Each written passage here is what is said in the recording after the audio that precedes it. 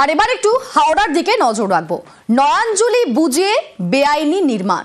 News 18 Bangla আমরা সেই খবর দেখিয়েছিলাম এবং সেই খবরের জেরেই তৎপর বিধায়ক, যে ছবি দেখতে পাচ্ছেন আপনারা, 8ই সেপ্টেম্বর 2025 আমরা খবর দেখিয়েছিলাম এবং তারপর দেখুন আমাদের খবরের জেরেই তৎপর হয়েছেন বিধায়ক। থানায় অভিযোগ দায়ের করেছেন তিনি। সোমবার নয়াঞ্জলিতে ভেঙে পড়ে 3টি নির্মীয়মান বাড়ি এবং সেখানে অবৈধ নির্মাণের অভিযোগ উঠছে। আমাদের সঙ্গে রয়েছেন প্রতিনিধি দেবাশিস। দেখো, মূলত এই খবর আমরা যখন দেখাই তারপরে কিন্তু তৎপর হয় প্রশাসন। পুলিশ সেখানে পৌঁছেছিল, কিন্তু কোনো লিখিত অভিযোগ না থাকায় পুলিশ কোন রকম ব্যবস্থা নিতে পারছিল না। এরপরে এই খবর পৌঁছায় জগৎবল্লভপুরের যে বিধায়ক সীতানাথ ঘোষ, তিনি আমাদের খবর সম্প্রচারের বিষয় খবরটি দেখে এবং তারপরে তিনি সরাসরি থানায় গিয়ে নিজের প্যাডে লিখিত একটি অভিযোগ দায়ের করা হয় যে এই পুরো বিষয়টি কিন্তু বেআইনি, বলে কড়া ব্যবস্থা নিতে হবে যারা এই ধরনের কাজ করছে। এর পাশাপাশি তিনি বিএলআরও দপ্তর, সেখানেও কিন্তু একটি লিখিত আবেদন জানিয়েছেন এই জমি কার তার সেই বিষয়ে জানাতে এবং বিল্ডিং গুলি আছে সেগুলিকে ভেঙে ফেলার জন্য। সোমবার নয়াঞ্জলিতে ভেঙে পড়ে তিনটি বাড়ি এবং সেখানে অবৈধ নির্মাণ হয়েছে এমনটাই কিন্তু অভিযোগ উঠছে এবং আমরা নিউজ 18 বাংলার সেই খবর দেখিয়েছিলাম। তারপরেই তৎপরতা। কি বলছেন বিধায়ক শুনবো। একটা খবর পাই যে নোনাকুন্ডিতে একটা বিল্ডিং ভেঙে পড়েছে। আমি সঙ্গে সঙ্গে আইসি ডোমজুরকে বলি যে আপনি এর ব্যাপারটা দেখুন, কোনো মানুষের মধ্যে ছিল কিনা, বাড়িটার মালিককে বেআইনি নাকি এটা আইনিভাবে হয়েছিল।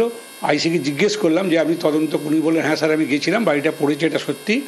আমি অনেক মানুষও আমাকে কমপ্লেন করেছে, কিন্তু মানুষ লিখিতভাবে আমাকে কেউ কমপ্লেন না করতে দেওয়ার জন্য আমি কোনো কারণে আমি এফআইআর করতে পারছি না। তখন আমি বললাম ঠিক আছে, আমি লিখিত কমপ্লেন দিচ্ছি আপনাকে, এবং আমি যে আপনাদের যে চ্যানেলে যে খবরটা বেরিয়েছে সেটাও আমি ওনাকে ভিডিও করে পাঠাই। তা উনি বললেন ঠিক আছে, আমি তদন্ত করে দেখছি এবং তদন্ত করে আইনানুগ নিশ্চিতভাবেই আমি ব্যবস্থা নেব। বেআইনি নির্মাণ যেখানে হবে নিশ্চিতভাবেই আমি বাধা দেব।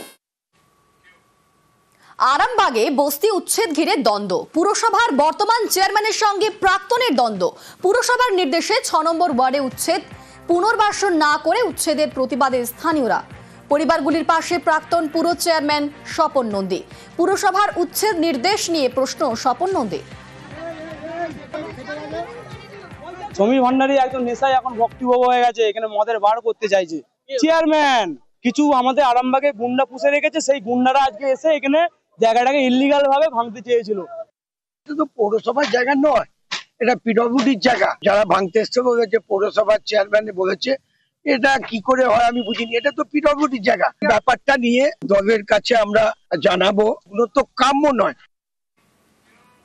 আরামবাগে বস্তি উচ্ছেদ ঘিরে দ্বন্দ্ব। উচ্ছেদ হওয়া পরিবারের পাশে প্রাক্তন পুর চেয়ারম্যান। সরকারি জায়গায় শেড তৈরির জন্য উচ্ছেদ জানান চেয়ারম্যান। বারবার নোটিশ দেওয়ারও দাবি পুর চেয়ারম্যানের। যেটুকুনি ভাঙা হয়েছে সেটা হেলিপ্যাডের জায়গা।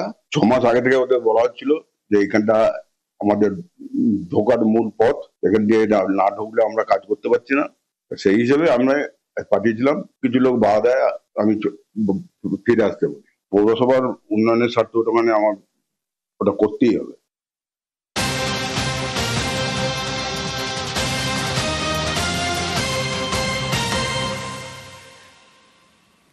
মৎস্যজীবীকে তুলে নিয়ে গেল বাঘ। সুন্দরবনে নদীতে মাছ ধরতে গিয়ে বিপত্তি।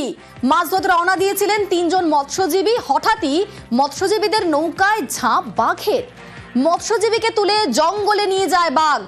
2 মৎস্যজীবী ফিরে এলেও নিখোঁজ 1। তল্লাশিতে সুন্দরবন কোস্টাল থানা ও বন দফতর।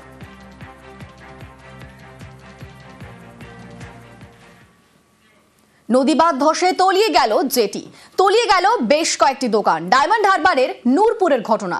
নূরপুরে আপাতত বন্ধ ফেরি সার্ভিস, চলছে মেরামতির কাজ।